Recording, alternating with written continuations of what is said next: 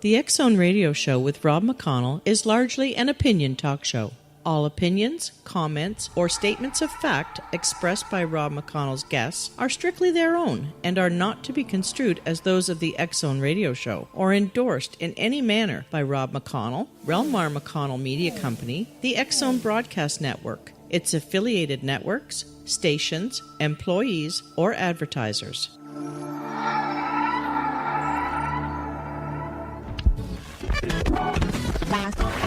All Hit Radio.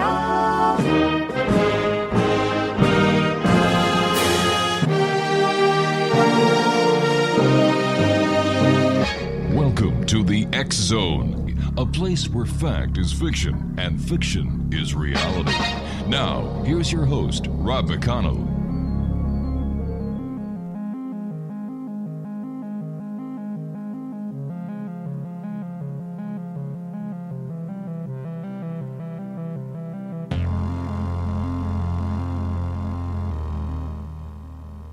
Welcome back, everyone. This is the X Zone. I am Rob McConnell, and our guest this hour, X Zone Nation, is Dan Baldwin. We're going to be talking to Dan, who is one of the co-authors of Speaking with Spirits of the Old Southwest, Conversations with Miners, Outlaws, and Pioneers Who Still Roam Ghost Towns, published by our good friends at Llewellyn Worldwide. Dan, first of all, welcome to the X Zone. Tell us a little bit about yourself. Basically, I am a full-time writer. I make my living writing. I do a lot of ghost writing for other people.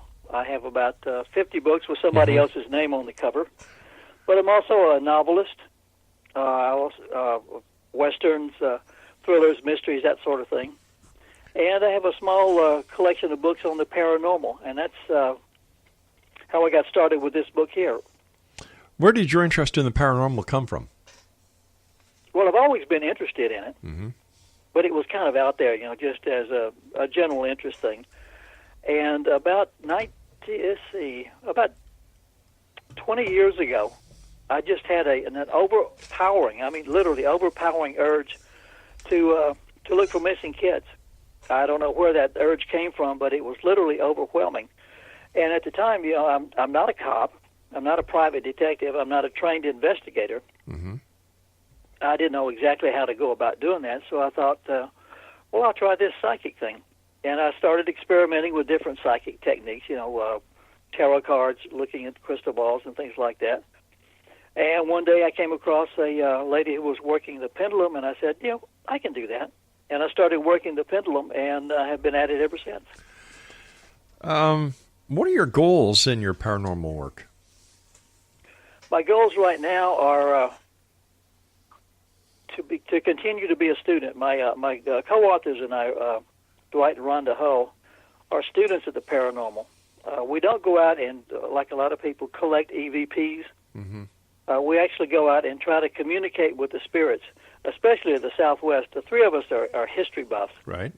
And, we're trying to learn the history of the Southwest literally from the people who live there.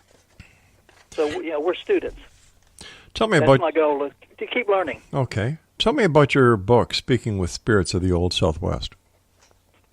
It is a collection of individual chapters in which we go to different locations around, primarily Arizona and New Mexico right now. This is book one.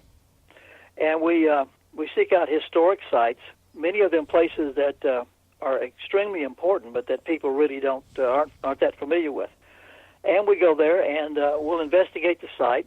We'll do our paranormal work, and then in the chapter, I try to provide three things for the reader. One is a recitation of the actual work, the paranormal work. I'll transcribe our actual dialogue, and we also have when we get an EVP, we will have that in the chapter, and the reader can actually log on to his or her computer or mobile device to our website, and you can actually hear the EVP captured in that chapter. But also in that chapter, we have the history of the location, about a page or two, so people get a feel for what it was like back in the day. And we also tell a little bit about our adventures getting in and out of the location. So basically, would you consider yourself as more of a history buff than a paranormal investigator, or 50-50? I would say probably 60-40 paranormal investigator. the three of us are definitely history buffs, but the paranormal kind of takes precedence. Why do you think that these spirits? We try to combine the two. Why do you think these spirits have stuck around after all these years? I think there are many different reasons. I think once you cross over, and this is just my opinion, I think you have options. You have a lot of options, and some of those options are to come back over. We've encountered spirits who have come back simply because they've come back to a place that they've enjoyed. But why would they come back? Why would they come back if they have the opportunity of staying on the other side with their loved ones? Well, often their loved ones are back over here with them. And again, that's another thing we're trying to explore, what really goes on the other side. But we've encountered a number of people who have particularly pleasant lives or very happy lives. On this side, they've crossed over, and they've come back to relive those happy moments. Apparently, that's a choice that you have on the other side. Tell me about some of the people that you've met in spirit form. Well, a good example of what we were just discussing, we went to a ranch, 96 Ranch is what it's called. It's in a place out here in Arizona called the 96 Hills, beautiful mountainous area. And we went there, and we did our session, and we encountered the spirit of a young man who died over in World War II. He was a Marine. He died over in the Pacific. And typical horrible death, blown up on the beaches of Saipan or someplace like that. And he had decided to come back after he crossed over. He decided to come back to the 96 Ranch to the time, the night in which he was married. So he came back. There was a party going on. He had just married his wife. He was with his friends and his family, and they were having a big barn dance. And that's what he came back to. That was a real interesting encounter there. So how do you communicate with these spirits to get this information? It's extremely simple. You communicate with them just like you and I are communicating. You come in, you sit down, and you ask questions. One of the things that you'll find about us in our book is that we are extremely non-confrontational. In other words, when you're going into someone's house or a place like the 96 Ranch, you're going into where people work for a living. You want people to talk to you, so you act with the spirits just as you would with a person who was here in the present. You're polite, you're respectful, and you're courteous. Wow. And do you hear this voice from the spirit in your inner ear? Is it a psychic impression? How do you hear the message or hear the conversation? It is all of the above. Sometimes you will actually hear you'll hear physical voices, with your ear. For example, again at the 96 Ranch, we heard somebody walking by with spurs, and you actually had the Doppler effect. You could hear them coming up, approaching us, and walking away. And then sometimes we'll go back and we'll have our recorders going, and you'll find voices that you did not physically hear, but that are recorded. Now, in our communication, we have different skills. Dwight and Rhonda are intuitives. They can literally sense and in some cases actually see spirits.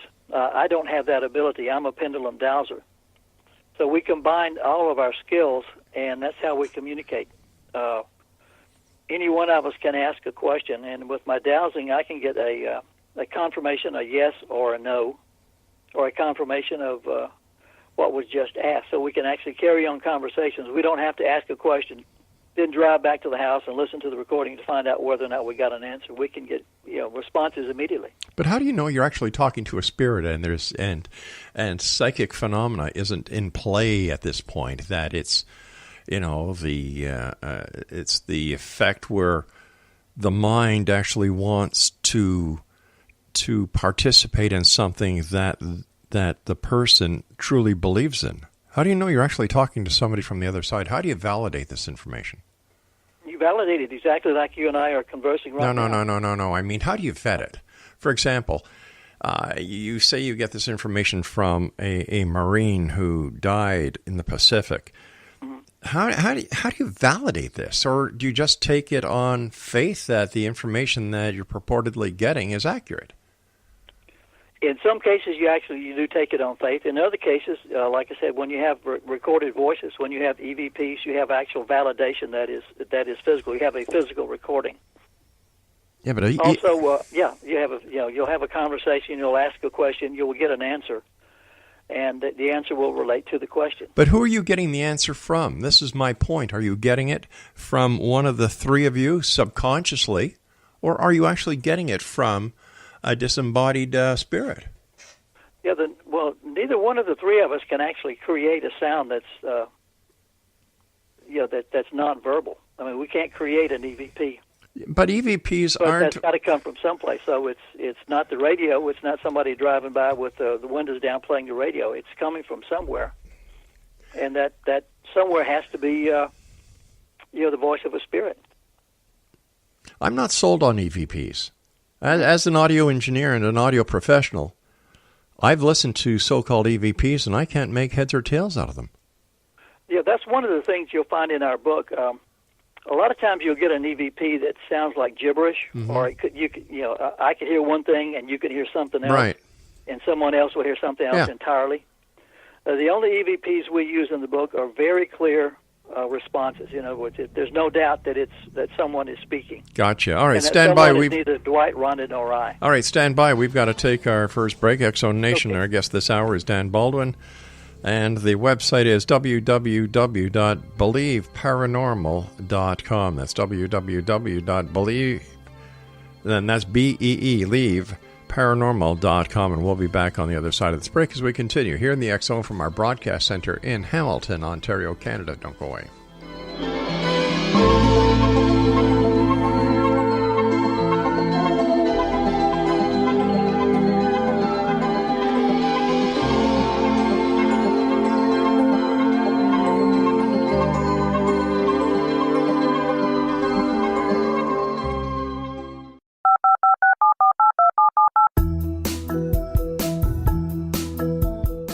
Did you know that when you're on the road with limited data or Wi-Fi, you can still listen to the X-Zone radio show with Rob McConnell, The Science of Magic with Gwilda Wiyaka, X-1, Dimension X, Space Patrol, and every minute of the X-Zone broadcast network by calling 213-401-0080, courtesy of Audio Now. No smartphone, app, or internet needed. It saves your data plan, and it's free if you have unlimited minutes. Call 213-401-0080 to listen on any phone, anytime, anywhere. Remember, 213-401-0080 for the best of the paranormal, parapsychology, and sci-fi radio programming anywhere, 24/7, 365.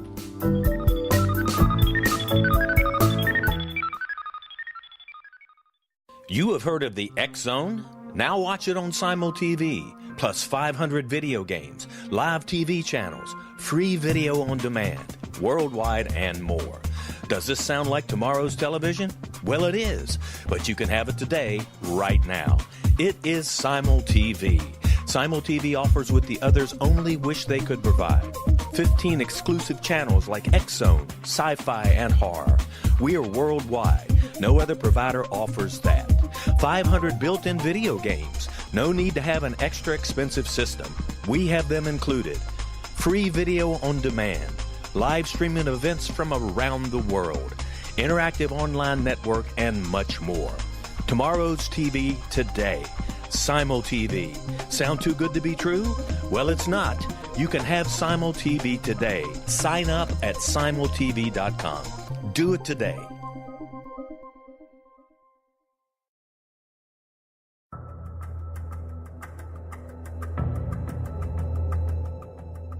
Modern Esoteric, Beyond Our Senses by Brad Olson, consummates the lifeology story about where humanity originates. It is the lost continents, the primitive wisdom, the mythos of creation, and the rethinking of ancient history as we are taught in academia. There is much more to the story than what we have been told. As this is the first book in the Esoteric series, Modern Esoteric starts at the beginning of time and accelerates up to this modern age. Future Esoteric is book 2 in the series and takes a forward-looking position ahead of today with an open and honest examination of the ET issue and various unexplained phenomena. To discover the writings of author Brad Olson, visit www.bradolson.com. That's www.bradolson.com.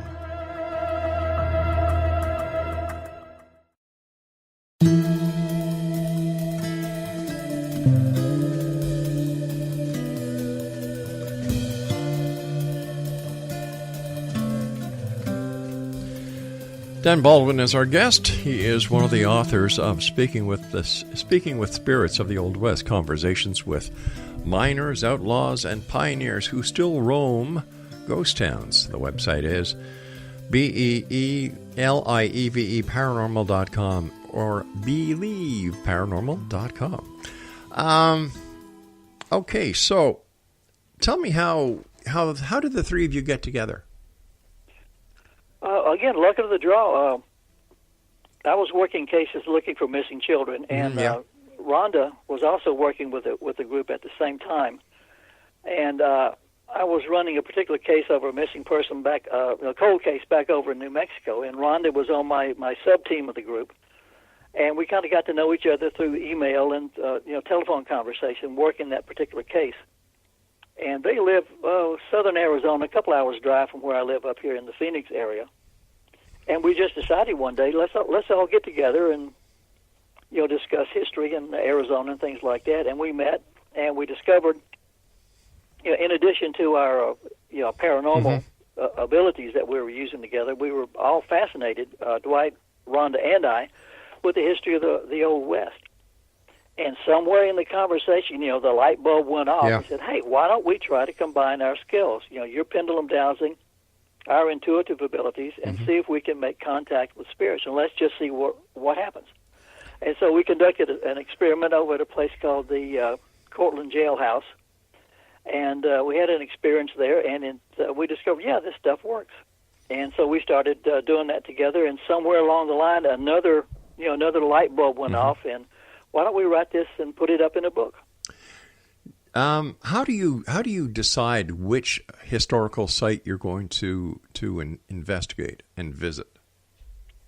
It's not a very complex process. It's just a matter of hey, why don't we go to Cortland this afternoon and check that out, or why don't we go to Fairbank this afternoon and check that out? Just some places that look interesting, that we've heard about and that we'd like to go to. I mean, there's no scientific principle involved in selecting the site. So when you go to these sites, have they already received, or are they already known for their haunted behavior or their haunted visitations of spirits? There's a place we went to called the Brucknell Cabin, which is right off the road outside of Tombstone. It is the bloodiest ground in Arizona. It's been visited by a couple of paranormal investigators, I believe, but there are 21 known violent deaths associated with that one site. So that was a natural for us to go to. Why do you think people are interested in ghosts and spirits in the year of 2018? Why are people interested? I think it's just something we grow up with. As kids, we're all fascinated with ghosts as Halloween, and then as we grow up, we either are attracted to it or we're repelled by it. And in our case, we're attracted by it because we want to know really what's going on. And I think everybody has a fascination with what happens after once you die. So what have you discovered so far about the afterlife? Well, so far we've discovered what I said earlier, primarily is that you have options once you cross over. Now, we are... part of what we're doing now is we're beginning to explore that particular area. I can't say that we're experts of it. We've got a lot of information, but we're beginning to explore, what does happen once you cross over. And apparently, again, there are options, and I'm fascinated by, what those options might be. Clearly, some of them are to come back. So how many of these places have you and your two other co-authors, Dwight and Rhonda Hull, visited? Oh, Lord, probably somewhere between 35 and 50 so far. Maybe I haven't really done a head count. And how many spirits have you spoken to? I would say probably out of all our visitations, we probably get some kind of experience. I would say probably 95% of the time, virtually every time we go out. And every once in a while we do strike out. Nobody's 100%. What do the spirits that you're able to communicate with, what do they talk about?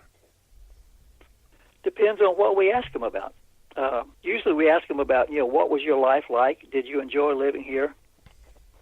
Did you know Wyatt Earp? Did you know Doc Holliday? That sort of thing. And they talk about what their life is about. And sometimes we try to ask, why are you back here? Mm-hmm. Why did you come back? You're on the other side. Obviously, there's something going on over there. Why did you come back here? And the answer to that is always, I like it here. So they don't offer up any information? Not a lot. But then again, we haven't explored that area very, very in depth.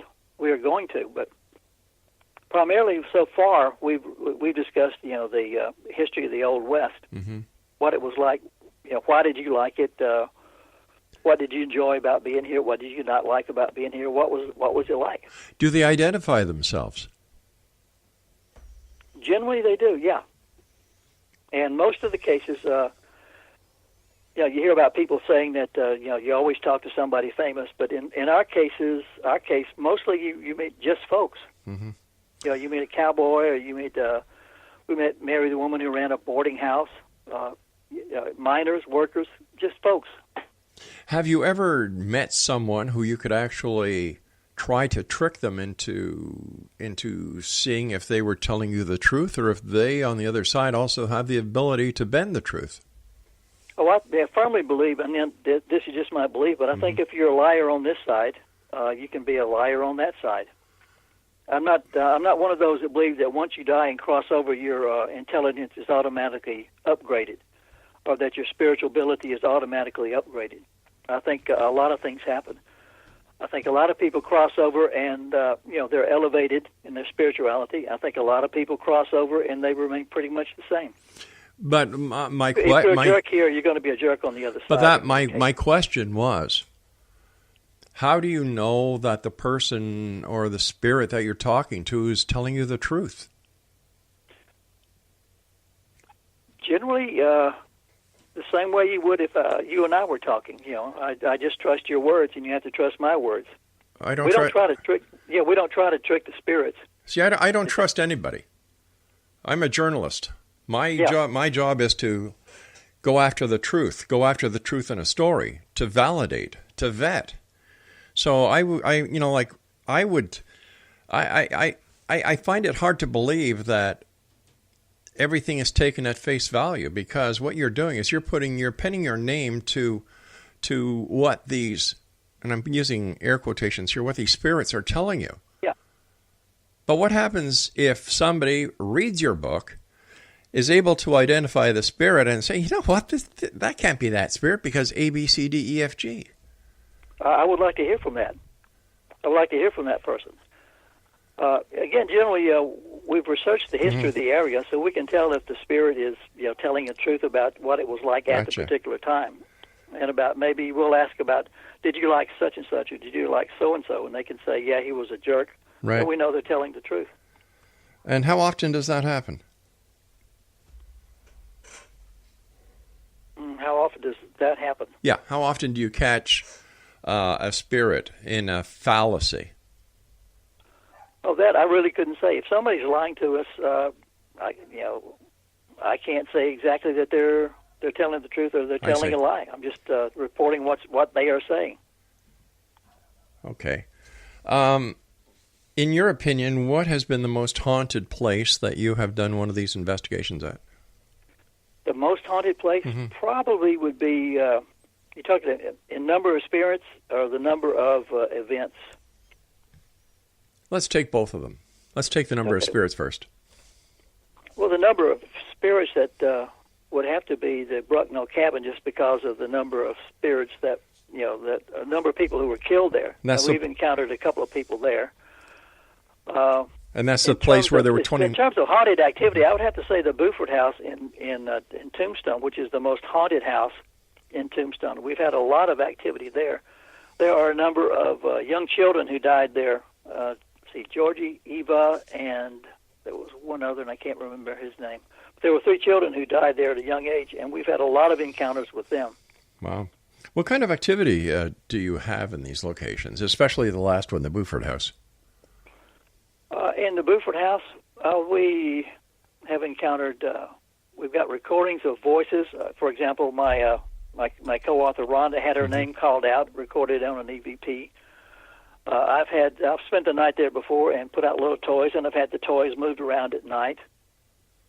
Have you actually seen these toys move? I haven't seen them move, but I've seen them when they have been moved, and there was no way for anybody to move them. Wow. Other than a spirit to have moved it, because I was the only one there and I didn't move it. But if you can't see a spirit, there's no substance to a spirit, there's no mass to a spirit, how can they move something? That's beyond me. That's beyond my pay grade. It just it happens. Again, we're theorizing here, but a spirit would have to be energy. Energy can have some kind of interaction. Well, lightning is energy, and but you see You see lightning. Lightning has mass. Okay, all I can tell you is, you put the ball over here, you wake up in the morning, and it's over there, and there's no way it could roll by itself. Gotcha. You're walking through the house, and you hear your name being called. There's nobody there. That has to be a spirit. All right, you and I have to take our news break at the bottom of the hour. X Zone Nation, Dan Baldwin is our guest. He is one of the co-authors of Speaking with Spirits of the Old Southwest.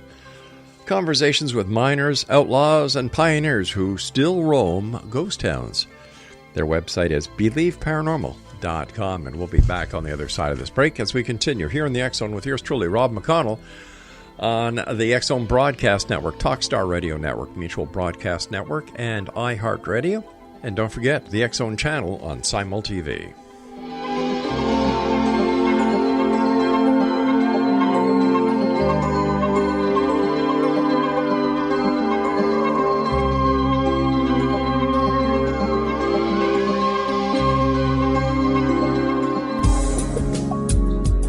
From our broadcast studios in Hamilton, Ontario, Canada, to the world and beyond, you're watching the X Zone Broadcast Network.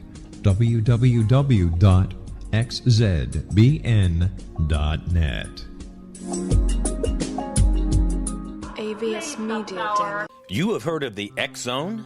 Now watch it on Simul TV, plus 500 video games, live TV channels, free video on demand, worldwide, and more. Does this sound like tomorrow's television? Well, it is, but you can have it today, right now. It is Simul TV. Simul TV offers what the others only wish they could provide. 15 exclusive channels like X-Zone, Sci-Fi, and Horror. We are worldwide. No other provider offers that. 500 built-in video games. No need to have an extra expensive system. We have them included. Free video on demand. Live streaming events from around the world. Interactive online network, and much more. Tomorrow's TV today. Simul TV. Sound too good to be true? Well, it's not. You can have Simul TV today. Sign up at simultv.com. Do it today.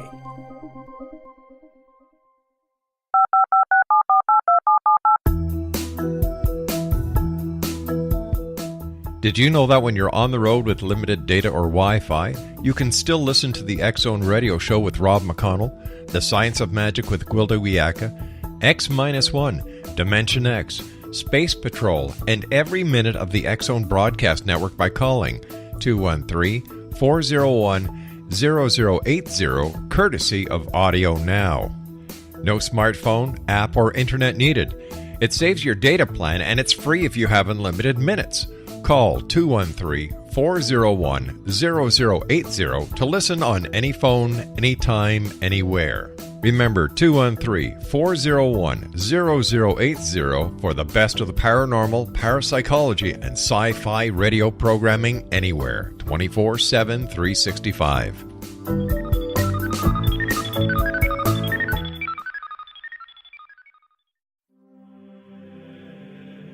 Rob McConnell here, presenting an overview for Nicholas Paul Jennings, author of a fascinating book, Amen.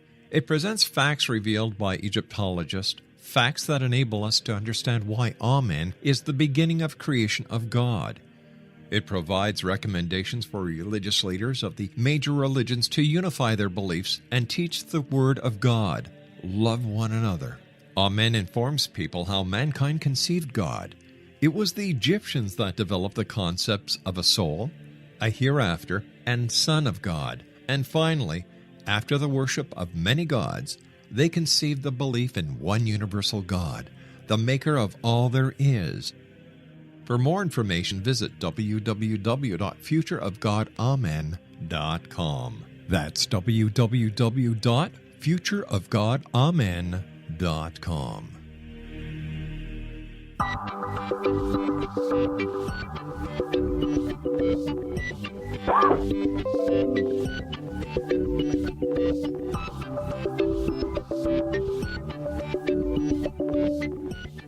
Welcome back, everyone. Dan Baldwin and I are talking about a book that he co-authored with Dwight and Rhonda Hall entitled Speaking with Spirits of the Old West, Conversations with Miners, Outlaws, and Pioneers Who Still Roam Ghost Towns.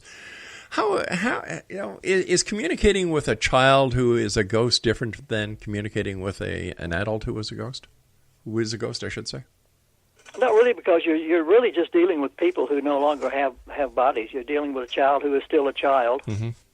You're dealing with an adult who is still an adult. So, you talk to people as if you would talk to people. What do the memories differ from a child to an adult, or because they're in spirit, everything is on the same playing ground? From what we've encountered with the children, they remain children. We've encountered children at the Buford House, and they are still Right. children at the age at which they pass.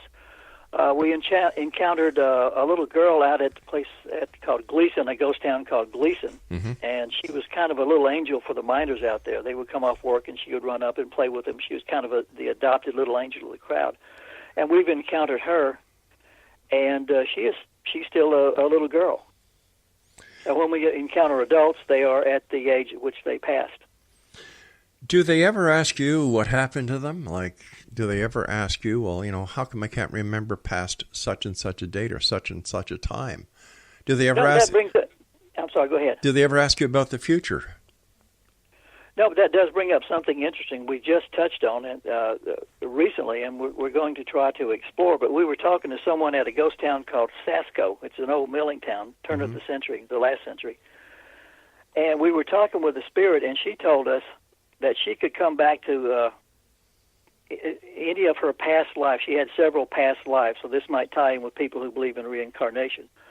She could go to any one of the past lives that she wanted to, at any time she wanted to, up until the last life, but she could not go beyond her life at that stage. And she could come up with us, but she could not go into the future beyond us, which we found out was fascinating. What is the common thread when it comes to the spirits that stay behind compared to the spirits that go? Is it just that they want to stay around, or is there more to it? From what we've gathered so far, they've had pleasant experiences, and they want to come back and relive those pleasant experiences. And some of our really dramatic experiences is just I had a pleasant life here. I enjoyed living in Arizona. It was beautiful, and I just come back here. Have you or your two co-authors at any time ever seen the manifestation of a spirit? I haven't. Now, Dwight and Rhonda, especially Rhonda, can see spirits. That's a skill I do not have. Mm-hmm. No, I was asking, I did not mean, in the psychic sense, but I mean physical manifestation. Definitely. Dwight has seen, I know for a fact, Dwight was telling me the other day about a full flesh, it looked like full flesh and bloody encounter that he had with a man. He said you could not tell that he was not, you could not tell that he was a spirit. How does that? But he met him in a house. Mm-hmm. The man walked into a room. Dwight walked in behind the man, and the man wasn't there. There was no place for the man to leave the house. No window, no door. He just disappeared. Any idea on how this happens or why it happens? I have no idea. During the investigations that you do with Dwight and Rhonda, have you ever come across a member of the clergy in spirit? Not that we know of. No, that's an interesting question. We might try to find. I would like to do that. That's a good idea. We'll make a note of doing that. Why do you think you've been able to contact minors, you've been able to contact children, you've been able to contact outlaws and pioneers, but no member of the clergy?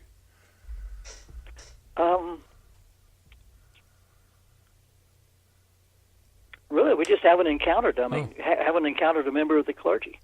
We've run into, like I said, different people at different places at different times. We haven't done a session at a church or at a religious facility yet. Maybe that's it. Well, wouldn't clergies also... also... If you go to a mining town, you're going to encounter miners and people like that. Sure. That's a good idea. We're going to write that down. That's good. Thank you. Don't thank me. It's already been done a couple of times. When it comes to the, contacting spirits, you've talked about the minors, you've talked to the children, and the children really get to me as a parent and a grandfather. Mm-hmm. Do you ever come across animals? Like if people have spirits, what about the dogs, the horses, the cattle? Yes, in fact, that is going to be a subject we will be investigating in this coming year. We have encountered a couple of animals. One, we were at a place called a ghost town, and it's barely a ghost town now, called Adamsville, not too far from here.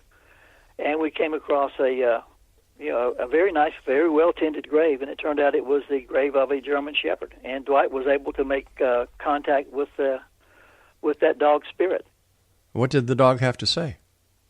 Just he was a happy dog, enjoyed his life. How about it? But that's an idea we decided recently to explore a little bit more, because everybody has pets and everybody loves pets, and they're wondering, will I have my pet when I cross over and that sort of thing. So that's an area we want to explore some more. What about Native Americans? Have you come across Native Americans in your spirit travels? Yeah, we've come across some Apaches. In fact, Dwight and Rhonda had an EVP where they recorded a language they could not understand, and they were playing it at a restaurant. Mm-hmm. And an Apache came up and said, "That's Apache." They're speaking Apache. We went to a place called the Presidio out here in southern Arizona. It's a Spanish fort that was built back in the 1700s. And we went there fully expecting to encounter Spaniards or perhaps Apache warriors.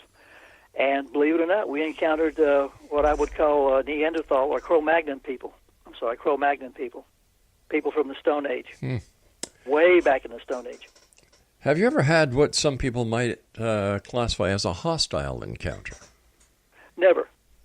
In all our work, we've never encountered anything that I would consider hostile. And the only, what we call the get out moment was when we were way deep in a way well-abandoned mine. And the spirit there was, I think, trying to tell us this is a dangerous place. You need to get out of here pretty quickly. It wasn't a hostile act at all. It was kind of a warning. Other than that, no, we've run into, I would say, grubby spirits or unhappy people, but never hostility. Okay, grubby or unhappy people, why don't they just go back to the other side then? I think some people come across here and their life was being grubby and grumpy. So that's what they enjoyed. So they come back here to be a pain in the butt to somebody else. I know that feeling. Yeah, that's my speculation, but right. Yeah, I've yet to cross over, so I can't be definitive on a lot of this. So, when do you do your investigations? Do you do them during the day or at night, or at both times? Primarily during the day. If it's a nighttime investigation, it just happens to be nighttime when we get to the location we're going to. I would say 95% of the work we do is during the daytime. Again, that's when people are most active in their lives, is during the daytime. That's when you're most likely going to encounter people when they're out and about. So there's no edge if you go out at night versus if you go out during the daytime. So spirits don't sleep? Not that I know of. Gotcha.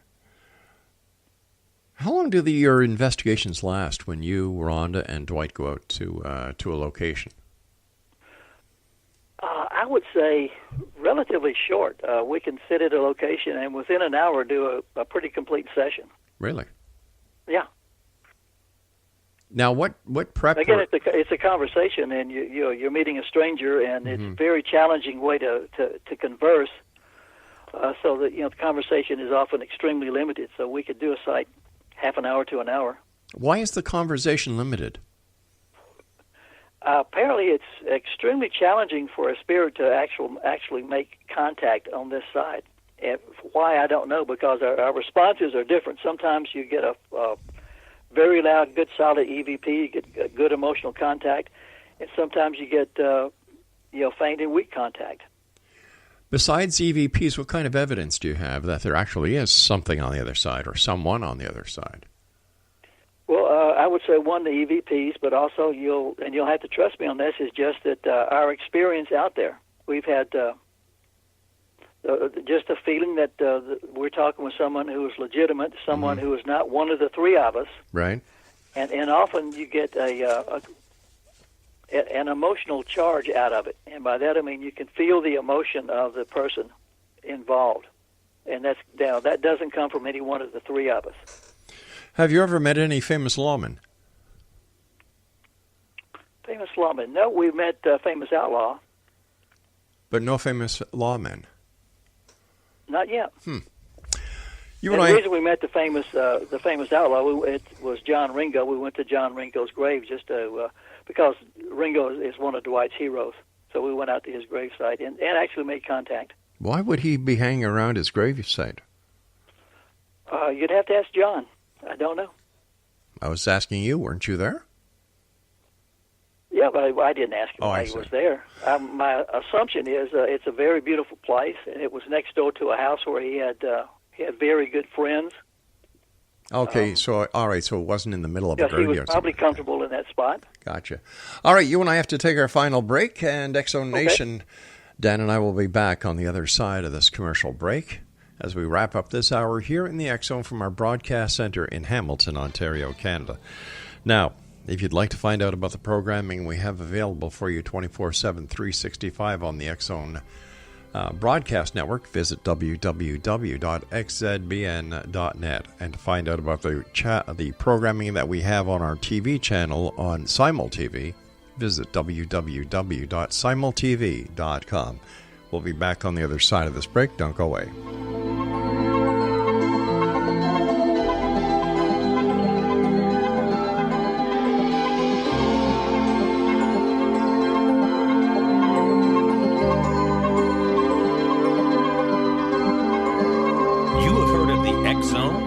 Watch it on Simul TV, plus 500 video games, live TV channels, free video on demand, worldwide, and more. Does this sound like tomorrow's television? Well, it is, but you can have it today, right now. It is Simul TV. Simul TV offers what the others only wish they could provide. 15 exclusive channels like X-Zone, Sci-Fi, and Horror. We are worldwide. No other provider offers that. 500 built-in video games. No need to have an extra expensive system. We have them included. Free video on demand. Live streaming events from around the world. Interactive online network, and much more. Tomorrow's TV today. Simul TV. Sound too good to be true? Well, it's not. You can have Simul TV today. Sign up at simultv.com. Do it today.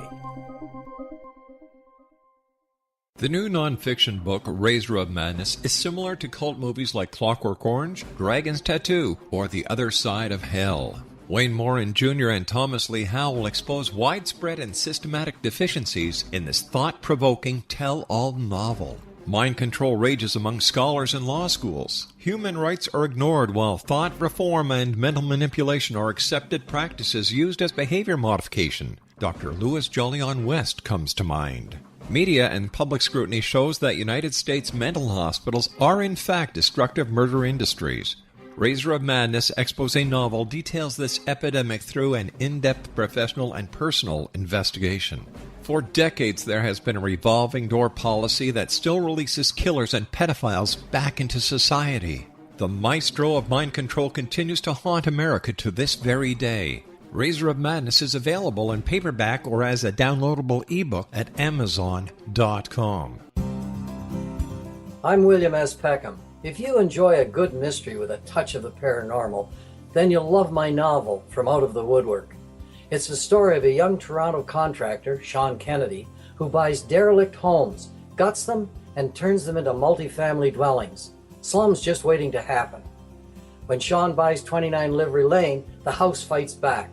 Former owners unexpectedly come out of the woodwork as he starts the destruction. The apparitions come to him when he touches old books, reads hidden letters, rummages through old boxes, finds a locket, or reads a discovered manuscript of a murder mystery. From Out of the Woodwork will take you from 1899 to the horror of the World Trade Center, September 11, 2001. Check out From Out of the Woodwork on my website, www.williamspeckham.com.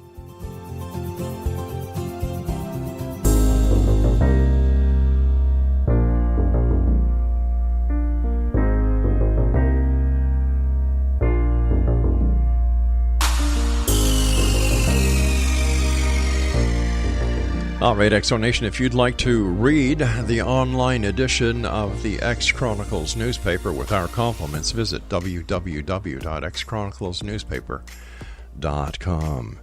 Dwight Baldwin is our guest to this hour, Exonation. We're talking about the book that Dan wrote with Dwight and Rhonda Hull. The book is entitled Speaking with Spirits of the Old West, Conversations with Miners, Outlaws, and Pioneers Who Still Roam Ghost Towns. Tell me about dowsing. How does it work? Okay, well, your viewers and listeners are probably familiar with the old guy with the Y-shaped witching stick looking for water or gold out in the desert. Yeah. It's the same principle, except that I use a weight on a string, and I hold the string out in the air, and when it swings to the right, that would be a yes. When it swings to the left, that would be a no.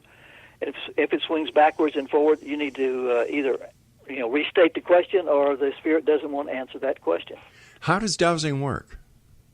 Gross oversimplification, but basically, you hold the pendulum in your hand, and that occupies your conscious mind. Once your conscious mind is occupied looking at the weight, that frees up your subconscious mind to be in contact with a higher power. So you ask the question, the higher power provides the answer through the subconscious. The subconscious actually controls the muscles in your hand, which makes the pendulum swing left or right. So am I to understand that it's the person holding the string who actually directs the pendulum? The muscles in your hands control the movement. And if you're focused and you're completely open, your subconscious mind will actually direct the movement. If you're thinking about the answer that you want to get, your conscious mind will control it. So the trick is to be wide open and completely focused, so that your subconscious actually controls the movement. But the spirit doesn't move it. The higher power doesn't move it. It's a physical action. Okay, it's a physical action. Yes, physical reaction in response to what you would call a supernatural event. All right, but it's the person who's holding the string who actually does the physical event. Yes, okay, exactly. Gotcha. Yeah. Okay. Your fingers control the movement. Should people be weary of entering a haunted house? Would depend on the haunting house, and the reason I say that, if it's an old dilapidated structure, you would need to be careful. But in terms of being feared of spirits or something, I would say no. Like I said, we've never had a negative encounter. Right. We've never been attacked or scared or anything like that. But what about these groups who actually torment and are very disrespectful towards these entities, and if they are indeed, human spirits? And how do the spirits feel about being a tourist attraction? Yeah, exactly. I think in terms of paranormal investigation, a lot of it is you get what you ask for. In other words, if I was to walk into your house and start challenging you and start calling you out and demanding that you provide answers for me, and that you give me answers to personal questions, how would you respond? You would respond, you'd be hostile, or you would just clam up and not say anything. No, I'd say, get the hell out of my house now. Yeah, okay, exactly, yeah. Right. Get out. So if you go into a place expecting to be frightened, I think you're going to hear something and you're going to be frightened. We go in with respect and courtesy and openness, and we expect that in return, and that's what we get back. Hypothetically here, Dan, what happens when proof of the afterlife is acquired and there's no more if, ands, or but? What happens to paranormal investigations at that time? Well, that's it exactly. I mean, you've hit the nail on the head. Once you have your first EVP, or your first really emotional encounter where you know you've had contact with a spirit, you have all the proof in the world that there is life after death. The question then is, what do you do with that? Where do you take it? Right. Yeah, in our case, we take it into, we're studying history. We're trying to learn more about the history of the past, and we're also trying to learn about the history of the people, and we're also beginning to learn about what happens in the transition and after the transition from death to life to death to whatever. But how does that help? The question is, what do you do? You have the information. With the first EVP, you've got your proof. Well, that's your proof. But I mean proof that will be accepted by one and all. I don't care.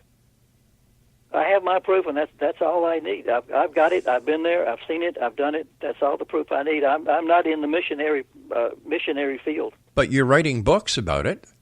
Right, and you can believe the book, or you can not believe the book, or you can check us out. Yeah, but you what can I'm play the EVPs and listen to them for yourself, and make up your own mind. What I'm trying to get across here is that what happens next? How does it? I can understand your love for history, and I admire that. But how does communicating with spirits or ghosts help you with your historical quest? Again, it helps us with our historical quest because we can ask questions of people who were there at the time. So we get answers about history from the people who lived the history.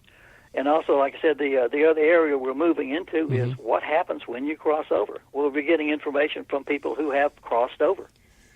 With all the paranormal groups that are out there, I believe in Southern California alone there's over 1,500. Jeez. Yeah. How come nobody's come up with a smoking gun yet? Define a smoking gun. Proof positive. Proof that the masses would accept, that science will accept, that skeptics will accept. I can't answer that. All I can tell you is that I have experienced it. I have all the proof that I need, and you can accept it, accept what I say, or accept what we say, or not. So it's more of a personal quest. It is with me. Okay, gotcha. Yeah, if science wants to experiment, they can. They can do all they want, and they should. Mm-hmm.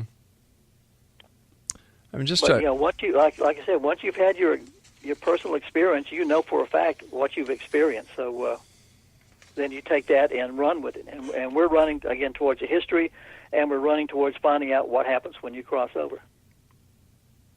Yeah, we don't just collect EVPs and put them on the shelf and say, look, we got another great EVP this week. Yeah. So with all the investigations that you and your co-authors have done putting this book together, are you any further ahead when it comes to what happens after you pass? Are you any further ahead in any part of your own quest when it comes to the investigation of the paranormal? Further ahead. Well, all I can say is we learn a little bit more every year. Every investigation adds to the trove of knowledge. Right. And we're still questing. If somebody wants to, Dwight liked to say he started out with 5 questions 34 years ago, and today we're up to like 512 questions. For anyone listening who is interested in becoming a paranormal investigator, what are your do's and don'ts that you'd like to share with them, based on your knowledge? The big do would be to keep an open mind. If you're going to investigate a paranormal site, be open, be friendly, be aware that you're talking to people who just don't happen to have bodies. You're still talking to people. You should show courtesy, respect, and openness. I would say don't go in with expectations. Go in with an open mind. Don't go in expecting confrontation. Don't rely too much on equipment. Rely more on your intuitive abilities. When it comes to equipment, what equipment should a paranormal investigator take with them when when they're going on a case or investigating a historical site? Paramount would be an open mind and a willingness to learn and Right. to experience. We use the Pendulum, which is just a tool, Right. and we use recorders, sound recorders. That's all we use. There's lots of equipment that you can buy out there, but we kind of shy away from that because I think you tend to, if you've got a lot of equipment, you tend to focus on the equipment rather than the challenge at hand. We keep it as simple as possible. We've got about a minute left, Dan. Yeah. What are your final thoughts for the X Zone Nation tonight? Final thoughts? Yeah. Other than buy my book, I would say that was a keep an shameless open- plug. Yeah. Hello? Yeah, I'm here. Hello? Yeah, I'm here. Okay. No, I would say there is life after death, and it's something that's worth exploring. It's something worth looking at. It's something worth believing in. It's something to not necessarily to fear, and get out there and study and learn. The more you learn, the better off you're going to be. Let our listeners know how they can find more about you and Rhonda and Dwight, and where they can get a copy of your book. Yeah, you can get a copy of the book from Llewellyn Worldwide. You can get it from Amazon. You can get it from Barnes & Noble. You can get it through Walmart. Wherever you buy your books, you can get it. It's an ebook and paperback. And you can contact the three of us through the Believe Paranormal website. All right, Dan, thank you so much for joining us. Thank you. Great interview. Thank you, sir. Nation, Dan Baldwin has been my guest. Once again, the website is www.believe paranormal believe paranormal. Wait a minute, where did it go? Craig, Believe Paranormal. Thank you. My producer took it down. With two E's, BEELIEVE. All right. Thanks, Dan. Take care of yourself. And we'll be back on the other side of this commercial break with the news as we continue here in the X Zone from our broadcast center and studios in beautiful Hamilton, Ontario, Canada. Don't forget, for all the programming on the X Zone Broadcast Network, www.xzbn.net. And we're coming to you around the world tonight on the X Zone Broadcast Network, Talkstar Radio Network, Mutual Broadcast Network, and iHeartRadio, and the X Zone channel exclusively on simultv.com.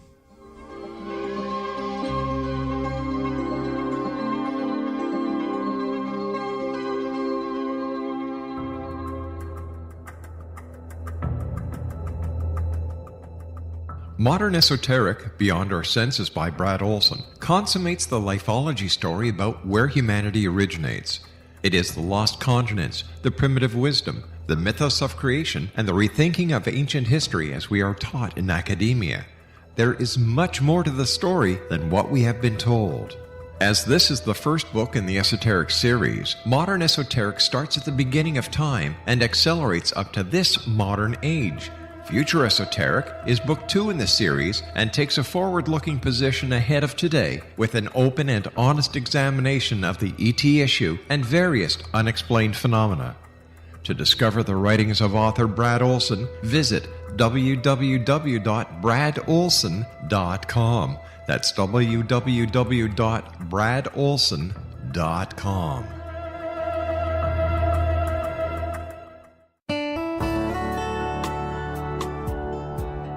Are you or is someone you know struggling with addictions, depression, anxiety, relationships, low self-esteem, lack of confidence, grief, success, and prosperity?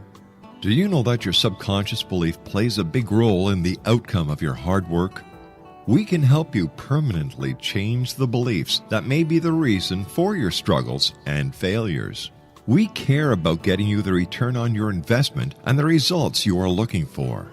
We can help you be free of the limitations of your past and in realizing your highest potential. We work with people by phone and Skype.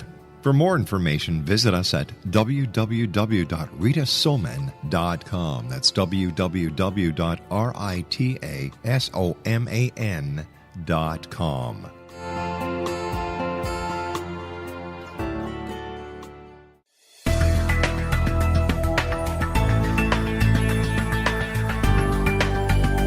Do you think you have energy problems in your home? Do you feel better when you're away than when you're home? Joey Korn is a global leader in the world of dowsing who specializes in personal energy clearing and space clearing.